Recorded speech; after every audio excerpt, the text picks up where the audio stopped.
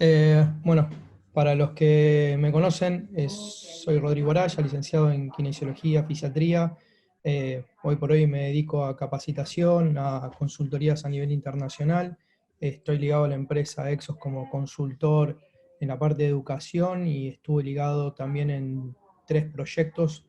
Uno fue en el Comité Olímpico de China, el otro fue cuando estuve en Argentina con los Pumas un tiempo corto, con la UAR en realidad, y después un tiempo bastante largo con Atlético Paranaense, donde se bajó todo este sistema y donde una de las ramas nuestras es lo que es la parte de Sports Science, y otra de las ramas es obviamente todo lo que es rehabilitación, vuelta al campo. Y bueno, la idea de esto es un poco cómo se integra el uso del GPS en el retorno deportivo en alto rendimiento. Y la primera pregunta que viene es ¿por qué usar métricas en el Return to Play? Y esto es algo que siempre digo. Hay dos cosas que uno puede decir, que dato mata la opinión, entonces yo no puedo decir este jugador está bien o está mal, sino lo que puedo decir básicamente es, este jugador cumple los criterios necesarios, este jugador tiene las métricas necesarias en cuanto a la relación biológica que viene teniendo la lesión, sea de cruzado o isquiotibiales, que es la que más se ve en deportes de alto rendimiento, y este jugador, en realidad, por las métricas que tiene y por la fase biológica en la que está, se encuentra en la etapa en la cual está programado o no. Entonces, algo como los tiempos biológicos de un ser humano.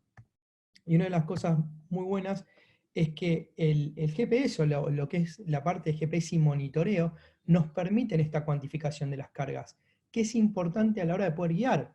Nosotros teníamos en lo que es dentro del gimnasio una cuantificación de cargas y teníamos como podemos tener encoder o plataformas de fuerza que me gusta usar para poder tener una mensura real de lo que está pasando con ese atleta dentro del gimnasio, pero no podíamos extrapolar antiguamente lo que era lo que hacía fuera del gimnasio. Entonces se basaba mucho en lo que era la parte fisiológica y los metros recorridos y partes indirectas. Y a partir de ahí es que hoy por hoy tenemos las cargas y esas cargas en relación con lo que vamos teniendo en lo que es el Game Day o lo que fue la pretemporada, es esa acumulación de cargas, esa acumulación de velocidades o esa acumulación de variables lo que nos permite poder monitorear. Y otra cosa muy importante es que el return to play, como dice McCall, en realidad sigue siendo un balance entre lo que son las investigaciones que tenemos y lo que es la práctica. Para muchos de ustedes no creo que sea novedad, que hace 2 años atrás un jugador debería volver en 6 meses después de un cruzado, y hoy por hoy ya se habla de 9 meses como mínimo o hasta de un año, y ese seguimiento muchas veces es hasta más de un año, o debería ser hasta más de un año, porque es ahí donde yo siempre lo comparo mucho con lo que es medicina y con lo que es nutrición. Yo hago una farmacovigilancia de ese jugador. Es decir, el fármaco sale, está el producto en góndola, es decir, el jugador está jugando, pero yo tengo que tener mis alertas sobre estos jugadores en un modelo multivariable de lo que es Return to Play. Entonces, a la hora de ver esto es, ¿cuáles son las más importantes que uno tiene? Bueno, yo tomo como siempre la distancia total acumulada que puedo llegar a tener de este jugador, las distancias que tengo en high speed running, y en eso también entra lo que son las diferentes bandas que puede llegar a cubrir cuando hablamos de aceleración y desaceleración, con las distancias totales, pero después en las bandas que se va a desarrollar, qué es lo que tengo que cumplir. Y después la relación siempre agudo y crónico. Y acá es donde después puedo empezar a trabajar con gráficas y puedo empezar a trabajar con modelos que nosotros llamamos multivariables. Un modelo univariable podría ser solamente trabajar la distancia total. Ahora, modelos multivariables es como yo voy a empezar a correlacionar las distancias totales y dentro de esas distancias, qué es lo que yo voy cumpliendo como objetivo acorde a la relación que yo pueda tener como un ejemplo de fuerza muscular que estoy realizando dentro, de pliometría que puedo ser medida con una plataforma de fuerza, con dinamometría, y cómo esto se tendría que traducir a la hora que yo salgo al campo en la manifestación clínica, diagnóstica de lo que hice adentro, manifestándose en el campo. Entonces es ahí donde empieza a tener un valor agregado. De vuelta, si yo voy solamente al número, por el número mismo hablo con muchísimos preparadores físicos, muchísimos profesores o muchísimos sports science, y volvería a esos 50 años atrás donde lo que veía era cómo levantaba peso y no veía la calidad con la que levantaba peso. Entonces creo que esto también viene a migrar un poco de lo que he pregonado durante muchísimos años, que no es solamente ver el número, sino es ver a ese número qué calidad le vamos a poner. Entonces es ahí donde viene muchas veces lo que, perdón, lo que uno empieza a ver de decir, bueno, voy a tomar en cuenta lo que son las distancias totales, pero quiero ver la calidad a la que la distancia total se produjo. Quiero ver si el trim a la cual se produjo esa distancia total me está dando ese condicionante, es decir, se está adaptando la carga. Entonces voy a tener por un lado, me estoy adaptando a la carga, estoy cumpliendo la carga y no estoy perdiendo calidad en mi movimiento cuando estoy relacionando la carga. Estas son prácticamente las variables que deberíamos tomar a la hora de una rehabilitación, a la hora de ver cómo hago esas diferentes fases en las cuales yo tengo que someter al jugador. ¿Y por qué les pongo acá arriba, allá a la derecha, High Metabolic Low Distance? Porque como recién justo hablaba, justo parecía que se anticipaba Nico, también empezamos a ver en un momento, no en un principio, pero en un momento tenemos que empezar a ver. ¿Por qué? Porque mis sistemas energéticos, o lo que yo antiguamente se llamaban como zonas energéticas, tengo que empezar a integrarlo con mi metabolismo y tengo que ver cómo esto también de vuelta puede ir en detrimento de mi calidad de cómo manifiesto lo que estoy generando dentro del gimnasio, fuera del gimnasio. Entonces, ¿cómo es la parte de trabajar estas diferentes etapas? Pues básicamente es lo siguiente. Primero tengo que conocer a mi enemigo. ¿A qué me refiero cuando yo digo conocer a mi enemigo? Tengo que saber si tengo una lesión de isquiotibiales, tengo que saber la anatomía de esa lesión de isquiotibiales, tengo que saber la mecánica de esa lesión de isquiotibiales, tengo que saber la tasa epidemiológica de esa lesión de isquiotibiales para después mirar todo eso a la realidad en la cual yo tengo en mi día a día. Una vez que yo tengo esa epidemiología interna, lo que empiezo a hacer es cuándo se manifiesta, cómo se manifiesta, porque voy a empezar a poder hacer intervenciones no solamente desde las variables con las cuales yo cuento, que es el monitoreo que me están dando lo que pueden ser cuestionarios, como vamos a ver ahora, o lo que puede ser la información de las diferentes variables de GPS, sino que también qué yo puedo hacer para sacar o modificar para poder generar esta cuestión de ver el enemigo al que me enfrento.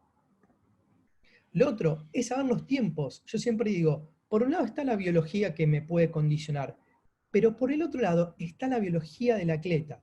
Y dentro de la biología del atleta, voy a decir como si dijera biomecánica del atleta, donde bio es la parte biológica del atleta y el mecánico es la parte del mecanismo. Pero dentro de lo biológico, como hablaba recién Nico, también tengo la cabeza del ser humano.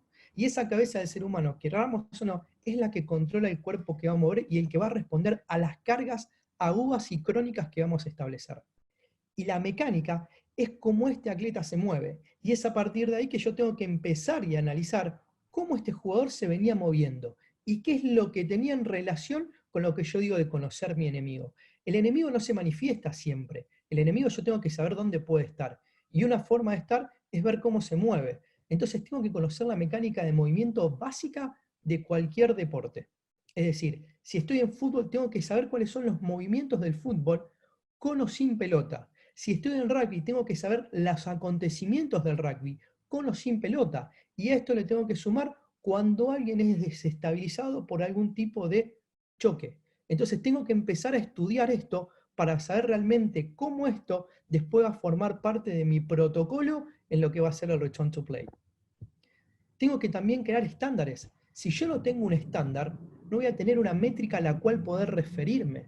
Entonces, ahí donde también hablaba lo de Nico, que por ahí coincidía y también vería lo otro. ¿Por qué? Porque yo tengo que tener un estándar, es decir, un estándar diario, un estándar semanal, un estándar mensual y un estándar, como si dijera, cada X cantidad de semanas y meses. Donde ahí puedo tener un estándar neuromuscular, que puede serlo más bien con un encoder o con una plataforma de fuerza, ver los diferentes picos de fuerza que estoy generando, ver la curva que estoy generando cuando estoy haciendo algún tipo de pliometría, ver esa relación de RSI y RFD. Entonces a partir de ahí ya tengo condicionantes, tengo algo preexistente, tengo mis estándares de movimiento, donde tengo la relación movilidad-estabilidad, tengo mis estándares diarios de recuperación, como pueden ser las escalas de wellness, y tengo mis estándares de recuperación, que yo siempre digo, está lo que el jugador dice, lo que el jugador no dice y lo que el jugador no puede decir que no conoce. Donde empiezo a ver los readiness neuromusculares, que puede ser un HRV, que puede ser una medida del sistema nervioso autónomo simpático y parasimpático, o la capacidad que yo tengo para recuperarme.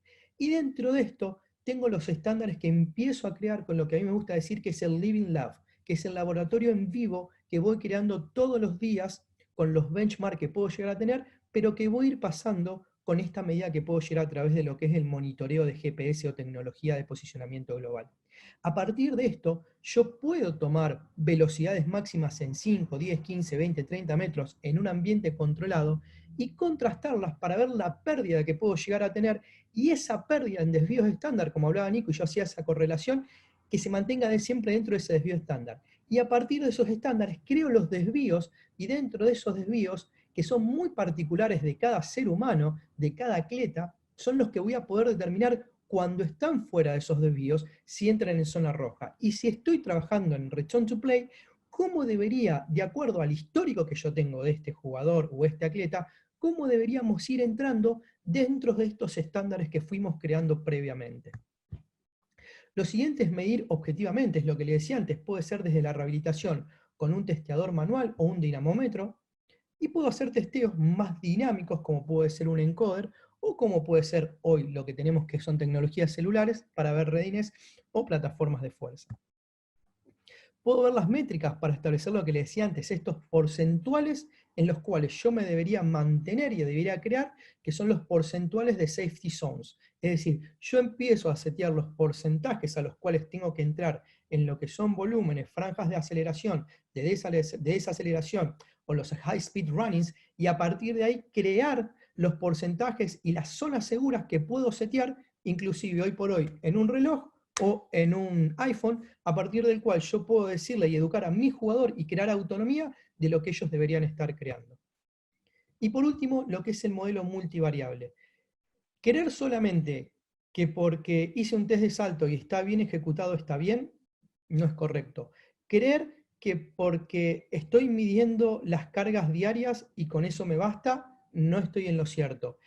Creer que solamente porque medí los déficits de rotación interna y externa de cadera y la rotación de tronco que necesita el jugador, como ven en esa imagen, para correr, es basta y suficiente, es incorrecto. Lo que vamos a ver es un episodio de inteligencia artificial donde las variables que nosotros vamos tomando tienen que interactuar todo el tiempo y esa interacción es la que más cuesta en el mundo de alto rendimiento, porque estamos acostumbrados a trabajar en una dimensión y hoy por hoy tenemos que acostumbrarnos a trabajar en tridimensión, donde un déficit en la movilidad del tobillo puede relacionarse con que puedo generar una mayor carga ese día de velocidad absoluta y esa sobrecarga en la velocidad absoluta por un déficit en la movilidad de tobillo porque el día anterior no hizo una buena regeneración, va a hacer que empiece a acumular carga de manera diferente y si bien cumplo los objetivos, no cumplo el objetivo final, que es prepararme siempre para el día siguiente seguir generando cargas. Entonces, cuando les decía esto es mirar siempre cómo se manifiesta el movimiento del jugador. Hay jugadores que son naturales, hay jugadores que no son naturales, pero lo que sí tengo que ver es cuál es el modelo ideal. El modelo ideal es lo que nosotros llamamos el modelo tecnológico, es el modelo tech, que es el modelo donde yo puedo ver cuál es lo técnicamente más prolijo, cuál es el error que yo voy a ver cuando ese jugador puede estar acelerando o no, con o sin pelota, y cuál es la corrección que yo puedo hacer. Entonces, a partir de esas correcciones que yo puedo hacer, vamos a sacarle el sonido, a partir de esas correcciones que yo puedo hacer, es lo que voy a estar viendo qué es lo que tengo que mejorar. Y eso me va a estar dando un basal en vivo, que es como hace un rato bien mencionaba Nicolás. Es ver cómo este jugador usa o no la cabeza, usa o no el tronco y tiene una buena mecánica para generar esos 32 kilómetros por hora o esos 6 metros por segundo en los cuales va trabajando. Y ver cómo después entra en lo que es el modelo caótico. ¿Bien? Entonces pasamos a lo que nosotros llamamos lo que es el control del continuo en el caos. Es decir, cómo yo empiezo a generar desde un modelo de rehabilitación de cómo incorporar a un jugador en el caos. Este es el modelo de Matt Tarrant, en el cual podemos empezar a relacionar lo que son los acúmulos de carga en relación con los acúmulos de carga de los partidos y cómo vamos haciendo ese histórico en relación a lo que nosotros tenemos que hacer. Entonces es ahí donde es una manera diferente y muy buena de empezar a aproximarnos a lo que es empezar a relacionar la tecnología de cargas con el monitoreo, con la calidad del movimiento. Entonces ahí ustedes van a ver como un ejemplo que tenemos ahí, que es básicamente decir, bueno, yo empiezo a trabajar en relación a lo que yo tenía como juego y ver lo que es es mucho control, modelado control, introducción al cambio entre lo que es el caos que me genera el ambiente del deporte, caos moderado, alto caos y vamos a ver cómo progresa. Entonces, en estas etapas, yo lo que empiezo a controlar y empiezo a ver es, ¿qué empiezo a hacer? Aceleraciones y desaceleraciones bajas. Juntar volumen en forma lineal. Después lo que puedo empezar a hacer es todo lo que es cambio de dirección. Pero ese cambio de dirección también lo voy trabajando desde el modelo TEC. El modelo TEC es decir, lo que voy a trabajar en una pared y lo que voy a sacar de una pared para cuando salgas de la pared puedas hacer correctamente esos cambios de dirección a 45, 60, 90 y 180 grados. Para después sí empezar a incorporar la pelota en cuestiones básicas de juego, que generalmente lo que se dice es que se trabaja con cajas o se trabaja con un compañero, donde previamente lo que hice es hacer solamente un dribbling, trabajar solamente con conos o un espejo, y después empezar a incorporar cómo la pelota me condiciona para lo que son recepciones y cambio de direcciones. Y a eso, cuando voy al caos moderado, ya le empiezo a agregar mayor velocidad, mayor exposición, mayor demanda en los cambios de dirección y en la toma de decisiones, y eso es lo que voy a poder, primero, medir para ver lo que tengo que completar, por un lado, por otro lado, cómo se relaciona con la recuperación y la regeneración de ese jugador por el modelo técnico, y después, cómo puedo sostener con lo que sería el feedback que me tendría que dar, con lo que es soreness, con lo que es dolor, con lo que es molestia, en el caso que ya no tenga más eso, cómo progresar y cómo poder cumplir y qué relación tengo con los marcadores neuromusculares para seguir progresando. Entonces, si vamos a esto, lo que vamos a ver es, perdón, básicamente,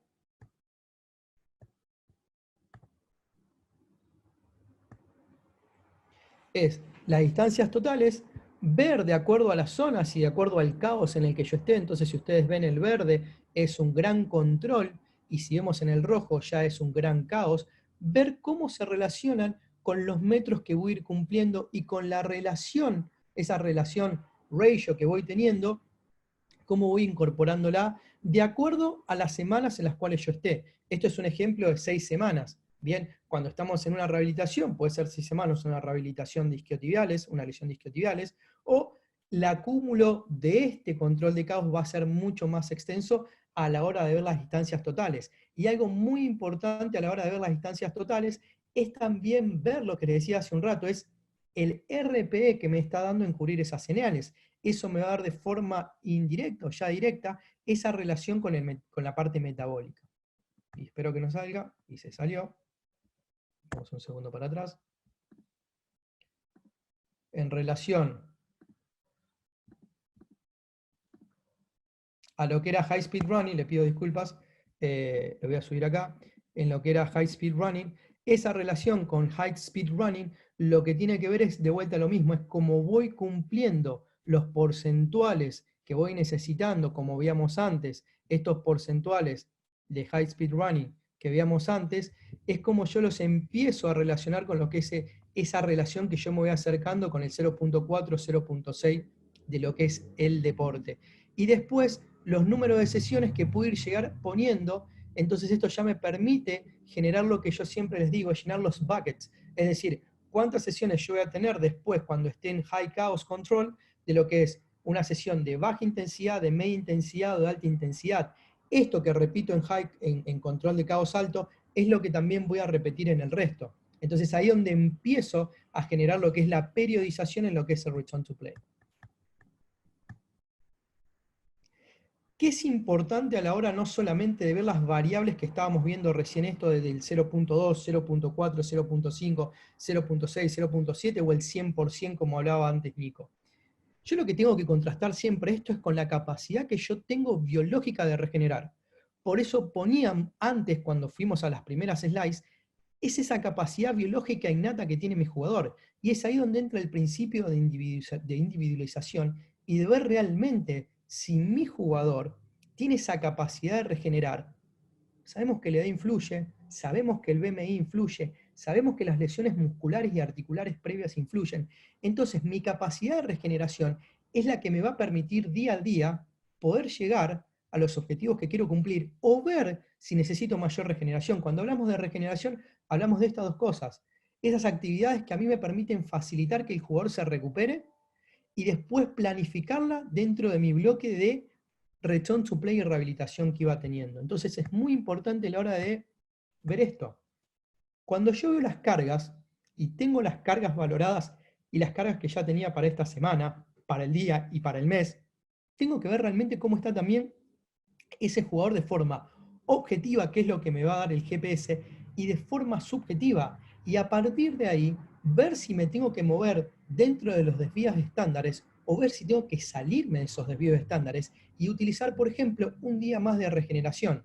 No seguir insistiendo en cumplir los objetivos, porque muchas veces eso es lo que lleva a una reagudización o a un, como le digo siempre, o a un amesetamiento en el proceso de rehabilitación. Es acá donde entra en el continuo del caos justamente lo que es la distancia total y ver cómo la vamos progresando, ver cómo empezamos a progresar esto en lo que yo les puedo decir un 1.0 o un 2.1, o ver cómo empezamos a progresar lo que son las distancias por los diferentes porcentajes en lo que es la mecánica de alta velocidad, y quiero que ahí vayan viendo la relación a la cual cada vez estamos tratando de llegar a los valores de lo que sería el objetivo final, que es los valores finales de un deporte. Que primero llegamos al valor sin caos y después vamos a tener que llegar al valor con caos. Entonces es ahí donde al mismo tiempo tenemos que generar esto que ustedes están viendo en las gráficas, que son esas relaciones agudas y crónicas. Esas relaciones agudas y crónicas son siempre las que nos van a permitir tener esa relación de lo que es el safety zone, de lo que es la zona segura. Por otro lado, acá les doy otro ejemplo de lo que puede ser en un return to play, ¿bien? En lo que es cuando empezamos a trabajar, como les decía, la zona de planificación y cómo puede entrar lo que es recovery. Entonces, cómo en un principio puedo tener mucho más recovery, ¿bien? Por las intensidades que estoy manejando, y cómo muchas veces, cuando me voy al caos total, ya tengo preparado ese jugador la capacidad que tiene para recuperarse es mayor y donde puedo generar un recovery de forma distinta. Otras cosas que se presentan en los modelos que vamos viendo que genera Matt Tarrant son los modelos intensivos y los modelos extensivos. O sea, son los modelos en los cuales yo voy a acumular también volumen y los modelos en los cuales voy a acumular intensidad. Y es esto después lo que voy a empezar a mixturar. Otra de las cosas muy importantes es esto que le decías antes. Cuando yo le hablaba de los modelos TEC o de los modelos en los cuales yo tengo que tener esta relación entre lo que es lo que necesita un jugador de deporte, un deportista, si analizo field hockey, si analizo fútbol, si analizo rugby, si analizo vóley, si analizo handball, si analizo todos los deportes, la mayoría de esos deportes que van a tener.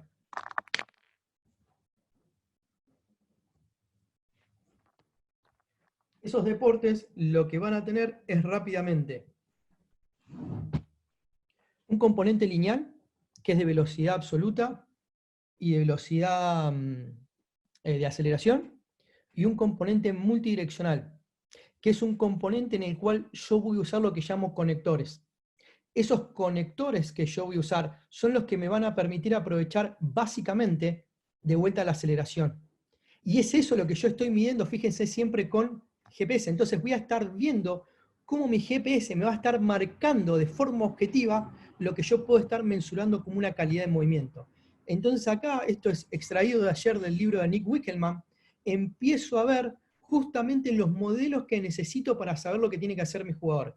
Básicamente le puse lo que es modelo de velocidad absoluta por una cuestión que está relacionado 100% con la mecánica anterior y la mecánica posterior de isquiotibiales, donde una mala mecánica posterior, que yo siempre digo, una mala mecánica posterior de isquiotibiales, por más que la mensure y que llegue a esos 5 o 6 metros por segundo, lo que me va a estar diciendo si yo veo una mala mecánica es, ojo, que estás poniéndole una carga repetida en acúmulo total de distancia a algo que está usando de una forma incorrecta o sobreusando una estructura neuromuscular.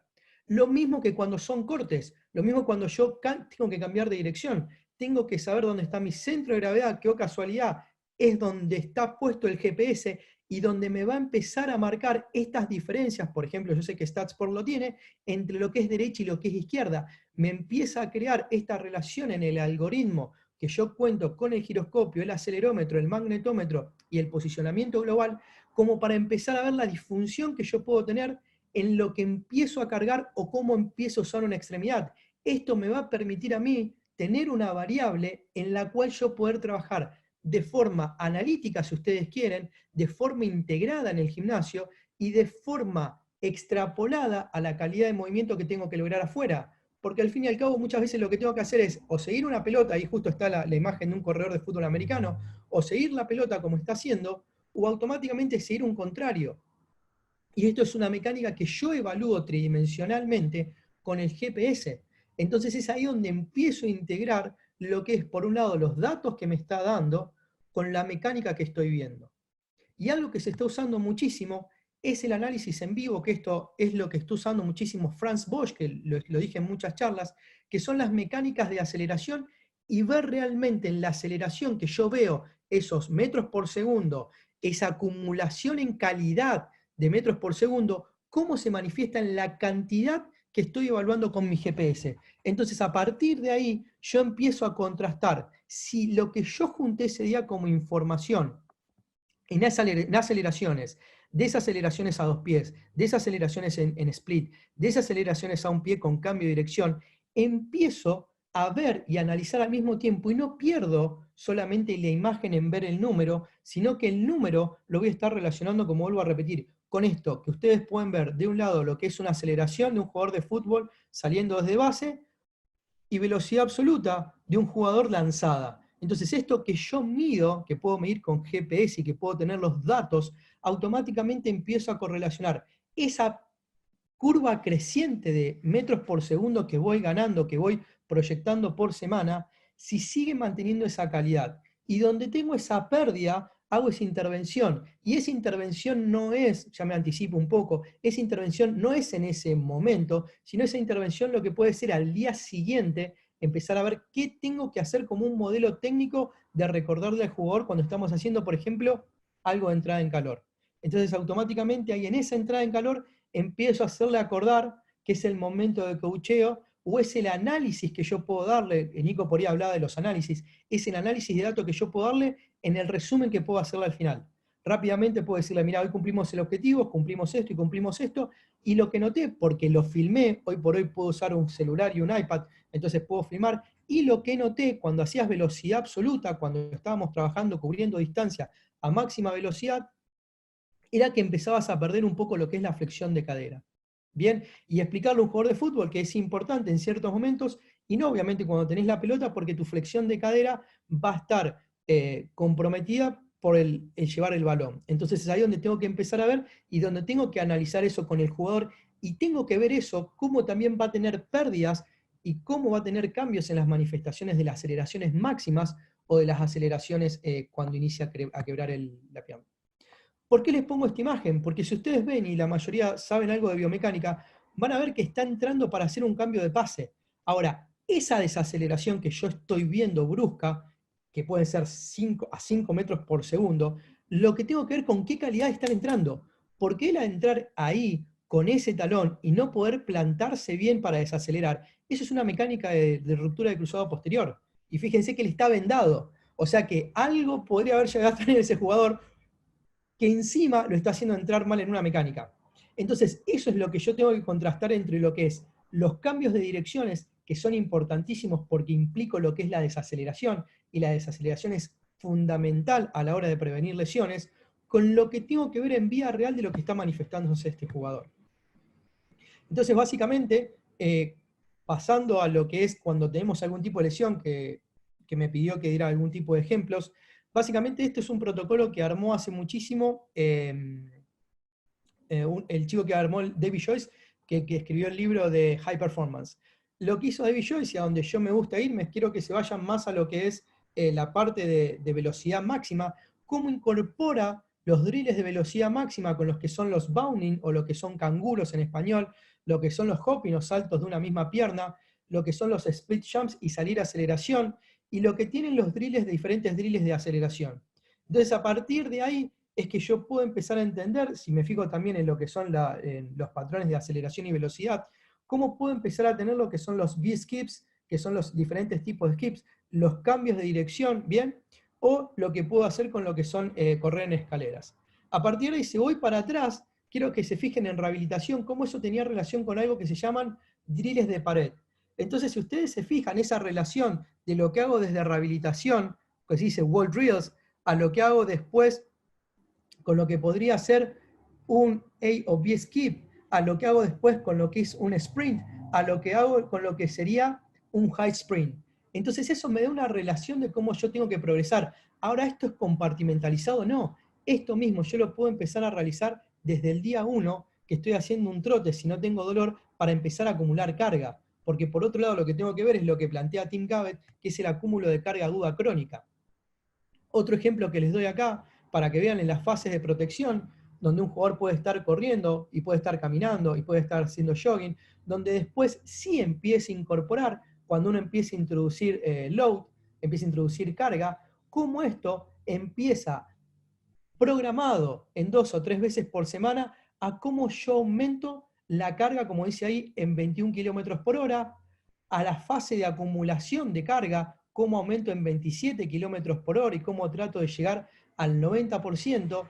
Y lo que plantea David Joyce, en realidad para lo que es el return to performance, y van a ver ahí en lo que es la integración, que antes hablaba Nico de un 90%, fíjense lo que dice ahí, 30 kilómetros por hora, y él lo que busca es el 120%, busca que esa vacuna sea el 120%. ¿Por qué? Porque si yo me aseguro en fases de rehabilitación ese 120%, que es en un ambiente, como decía antes, muy bien controlado, sé que va a tener una correlación con un 90%, un 95% de lo que vamos a ver que plantea Matt Tavern, lo que es el efecto caótico. Y acá está un poco lo que yo les decía, es ver esas cargas, es ver esos 5 kilómetros que creé en esa semana, pero ver en esa semana cómo yo empiezo a ver esa técnica de ese jugador y esa manifestación de lo que yo quiero lograr con lo que es en este caso velocidad máxima o absolute speed.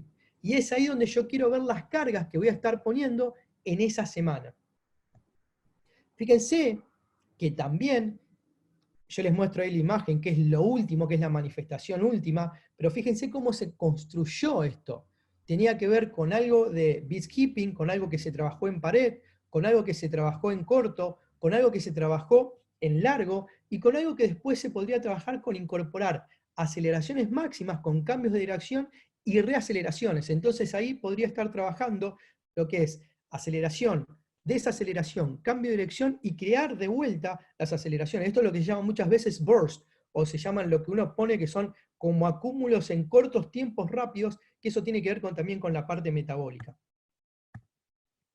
Entonces, si volvemos a lo que habla Tavern de lo que es isquiotibial y lo podemos relacionar, es esta relación también que siempre tenemos que tener, lo que le decía antes, entre lo que es dentro del gimnasio, que él relaciona todo lo que es la cadena posterior con lo que es las plataformas de fuerza y la velocidad absoluta. Entonces, si empezamos a ver ahí esa relación que él va haciendo de 5.1, 5.14, 5.6, 6.7, tiene que ver mucho con lo que él va generando y va construyendo y lo que buscaba construir en lo que es esas cargas de velocidad máxima.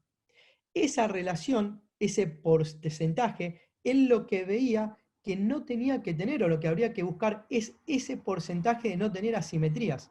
Porque si esas asimetrías que yo puedo ver con lo que es el change back force testing, esas asimetrías van a ser un carry over. Y lo que tendría que poder usar es esos testeos dentro del gimnasio y esos testeos que puedo usar que me permiten, como son los GPS de StatSport, que es otro tipo de GPS que puedo haber, pero que me permite, por ejemplo, hacer un trote de 10-15 metros y ver esa diferencia entre el miembro derecho y el miembro izquierdo en porcentuales, que lo puedo tener en un celular, que lo puedo tener en un iPad, que lo puede estar viendo alguien a distancia, es ver esa relación y poder controlar esa relación a lo largo. Porque no nos olvidemos que básicamente lo que yo quiero como rehabilitador es esto, generar las cargas, generar la tolerancia a las cargas a nivel músculo tendinoso, a nivel de los sistemas energéticos, a nivel de la calidad de movimiento, pero también quiero que en todo eso no haya asimetrías, que es la misma asimetría que yo venía viendo desde que estaba dentro del gimnasio.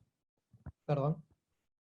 Entonces lo otro, como ya para ir cerrando, es este modelo de progresión. Este modelo de progresión donde básicamente, si volvemos a lo que planteamos al principio, es justamente esto que veía. La situación de cómo yo quiero llegar al caos, ¿bien? Cómo yo tengo control al inicio y cómo tengo que llegar, como por ejemplo, acá lo que plantea Matt Turner, es decir, yo tengo que llegar a un ejemplo de lo que es match de x-4. El ejemplo básico que yo siempre tomo es que yo se lo tengo que devolver, si trabajara con Nico, a Nico se lo tengo que devolver mejor de lo que estaba, cuando estaba haciendo una pretemporada. Yo siempre digo que la rehabilitación es el mejor periodo para hacer un aumento de las cualidades físicas, de las capacidades técnicas y de las capacidades biológicas de ese jugador, ya sea de la parte neuromuscular, ya sea de la parte funcional, ya sea de la parte metabólica, ya sea de la parte de destreza de movimiento y ya sea la parte de recuperación. Necesito devolver un jugador que recupere mejor que lo que estaba, un jugador que se nutra mejor de lo que estaba, un jugador que se mueva mejor de lo que estaba, un jugador que manifieste la expresión de sus movimientos mejor que lo que estaba. Porque a la hora de entrar en el trabajo en equipo, Nicolás no puede estar con ese jugador uno a uno. Y es ahí donde empieza a estar el caos y es ahí donde yo tengo que asegurarme que todo lo que yo veo, desde la cantidad de sprint que generé en metros, del high sprint repeatability, desde la exposición a las máximas distancias, de lo que es el high metabolic, de lo que son las aceleraciones y desaceleraciones, todo eso es lo que tengo que empezar a ver, básicamente, de que tengo que devolver al final de lo que entreno, de lo que llegue. Perdón. Entonces, otro ejemplo de lo que es cruzado, rápidamente, es algo que se habla mucho y que yo lo empecé a hablar muchísimo a partir de estar con Matt Turner, que es esto que ustedes ven al final. Básicamente, lo que yo tengo que progresar en las aceleraciones, como ustedes pueden ver ahí, son de 3 a 5 metros por segundo. Bien, esas serían las progresiones que yo tengo que ir construyendo.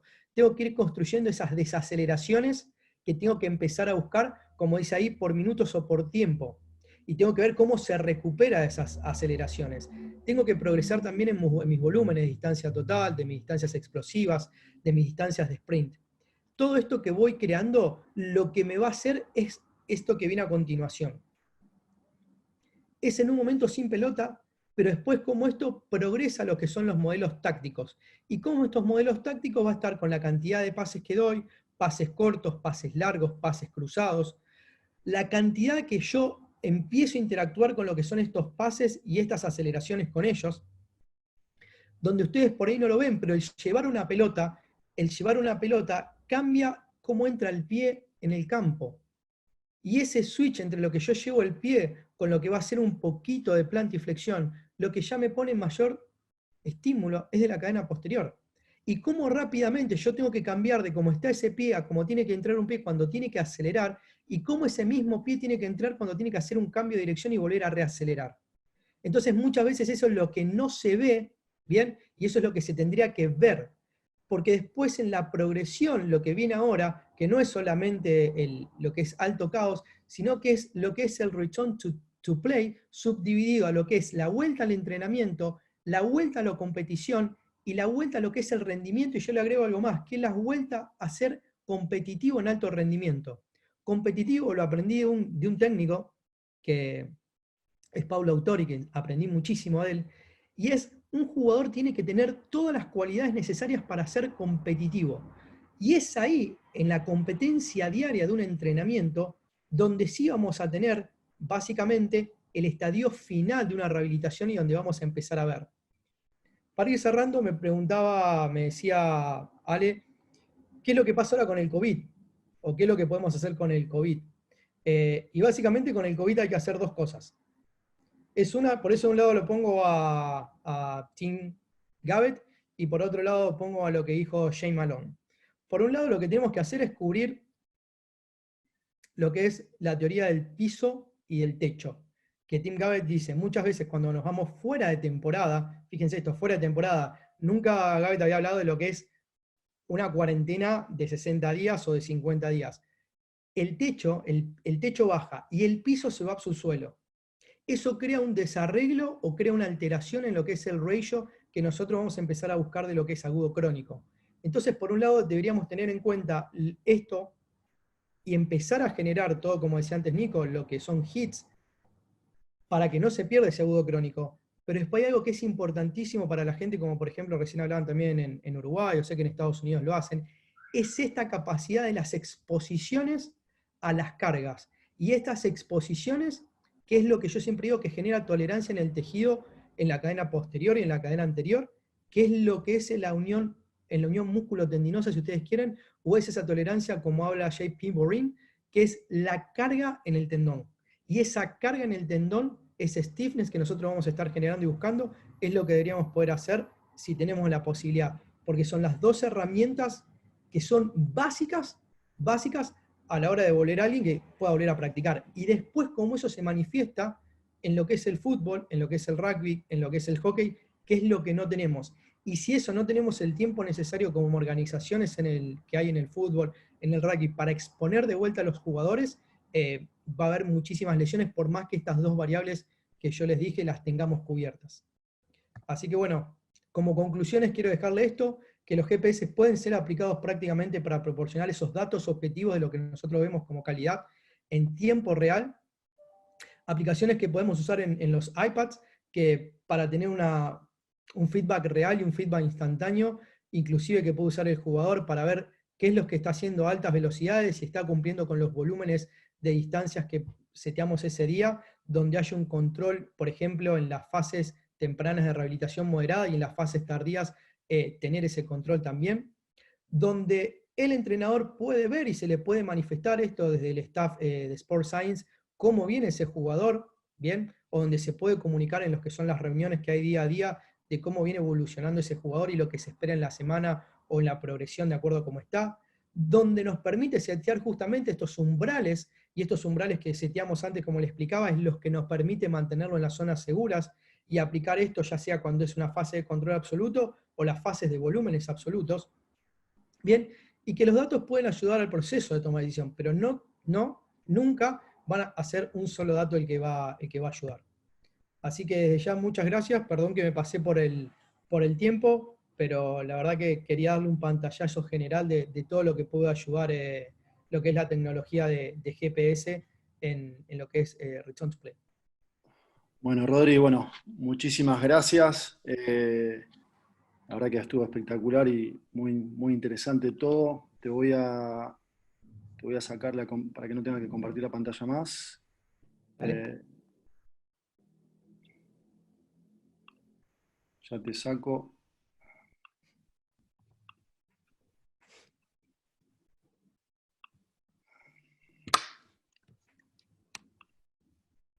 Ahí estás.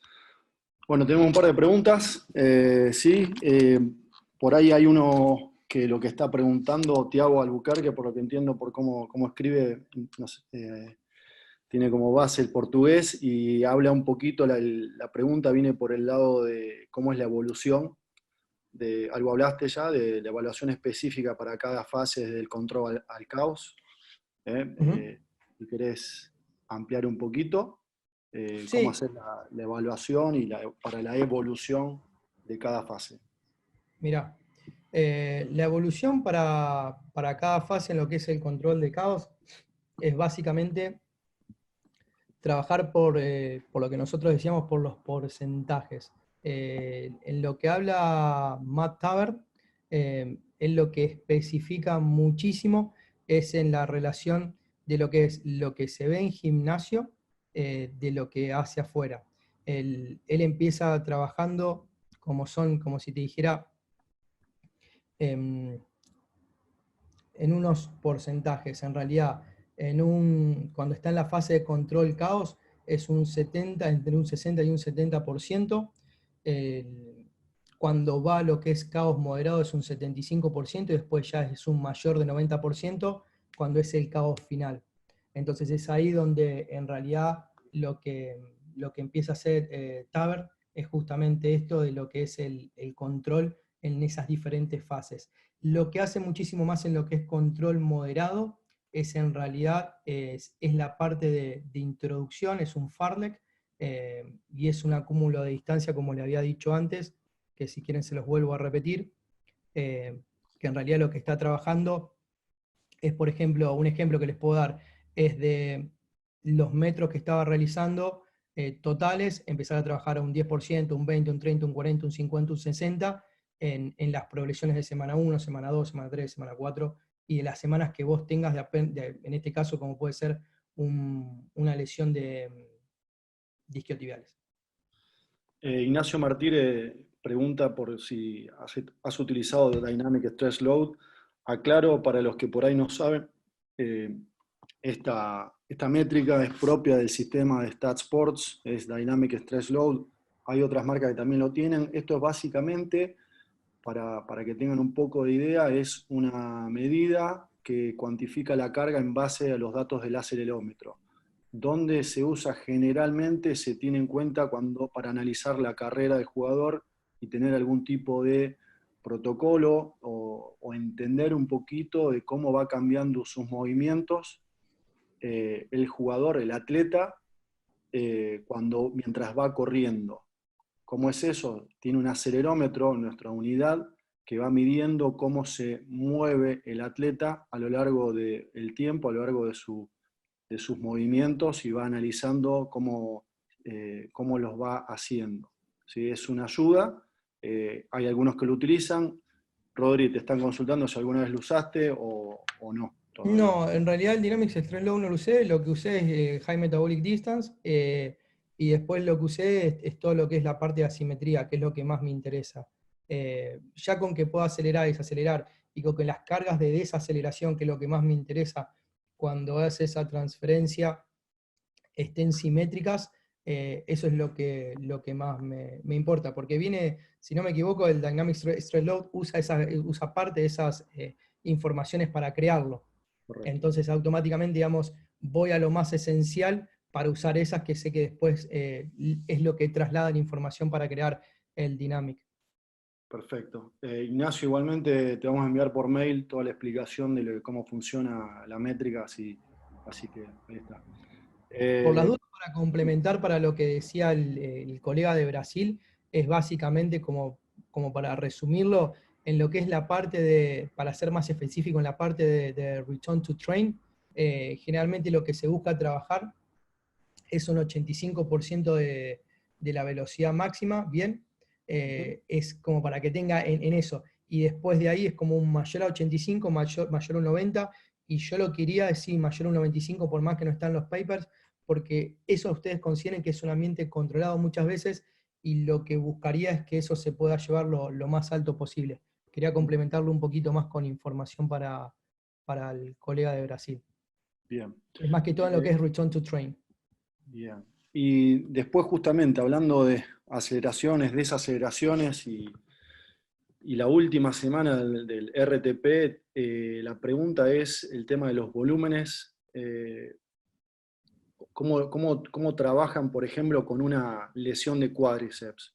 Para la última semana del RTP, en cuanto al volumen de aceleraciones y desaceleraciones. ¿Lo tomás? ¿Qué tomás como referencia para tomar decisiones de ese jugador para decir que ya está ok para volver al máximo performance? Básicamente, lo que tomo para dar de alta a un jugador es que los testeos primero, que los testeos dentro de fuerza estén simétricos, tanto derecha como izquierda, o en el caso que no estén simétricos, que nunca van a estar, una diferencia de un 5% menor. Por ende, de vuelta, cuando voy hacia afuera, con lo que fueron los testeos originales o lo que fueron las métricas de partido, no tendría que tener una diferencia, un desvío estándar no mayor a un 5%. O sea que se lo voy a hablar como un guideline, no importa lo que sea en número, lo que nunca debes tener es una diferencia que sea mayor al 5%. Suena recontra estricto, pero yo los mantendría hasta un 3%, porque en realidad lo que debería mantenerme es prácticamente lo mismo. Entonces lo que debería haber es ese acúmulo de carga entre lo que pateé y lo que generé y lo que aceleré, y lo que yo tenía en un partido es exactamente una diferencia no menor a un 3%. Eso por lo menos con lo que yo cuando lo hago, no tiene que ser el 3%, menor al 3%. Bien, quedó claro entonces. Bueno, vamos cerrando. Para darle lugar a Juan, que estuvo esperando, Juan Cobasi. Muchísimas gracias, Rodri. De nada, chicos.